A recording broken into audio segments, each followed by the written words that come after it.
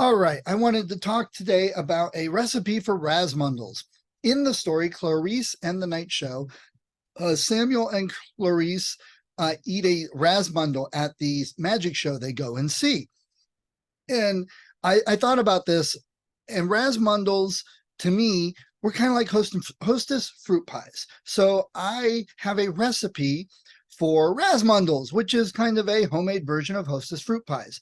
Now, kids, don't do this by yourself. Make sure you have a parent supervising. Parents, the recipe can be varied in many ways. So depending on what you're using, it may take a little bit more cooking time. It may need a little less with each, depending on what type of dough you make, how big you make them. The bigger you make them, the longer they kind of got cooked, but they squish out more. So smaller ones are better. I experimented with this a lot. So really easy and simple. If you get the study guide for Time Magician 1, it will have the Rasmundle recipe in there. But I'm going to cover it basically real quick right here. It's very, very simple. What you need is first some dough. I used phyllo dough, which was interesting. I had to learn how to use it. And I also tried it with pre-made pie crust, but I cut it so it was smaller circles that I could then pinch together so it wasn't one big thing. So kids can hold it in their hand and eat it, put it about that size. For the filling, I just used some pie filling mix. I liked raspberry, so I had raspberry, but I also had some apple pie filling mix. You can add some cinnamon to the apples or other spices if you like that in there. I did not add sugar. It is plenty sweet enough as it is. Now, for anyone that can't have all the pie filling because of the sweets, I did not try it with any artificial sweeteners. That will be something I will try in the future. If you do this with something that makes it easier for kids with diabetes to eat, or if you do it for kids that can't have the dough, gluten-free something, if you make variations on this recipe, I'd love to hear it and offer it out there for others, because there's a lot of kids that can't eat this. But right now it's just the basic recipe. So pie filling, and then you need some Jello pudding, instant Jello pudding, well, any brand, instant vanilla pudding, and some heavy whipping cream. So instead of mixing it with milk, use the heavy whipping cream and mix it really good. I used a hand mixer, and it gets nice and thick. I didn't want to get it so it was like meringue pie. So make sure you got heavy whipping cream and it gets nice and thick, and then mix the pie filling in with it.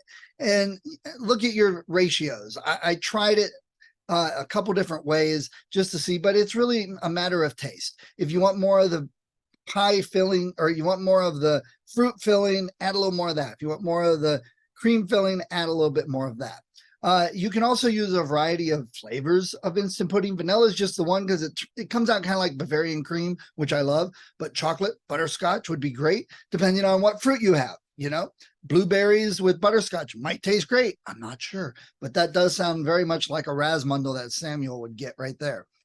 So essentially you get the dough in little circles, or the phyllo dough. You get it laid out. You put a glop of the stuff in the middle and you fold it over and get it all nice and smooshed together. You phyllo dough, brush it so it's all sticking together well, and get a couple layers. Phyllo dough definitely tastes a lot better with several layers.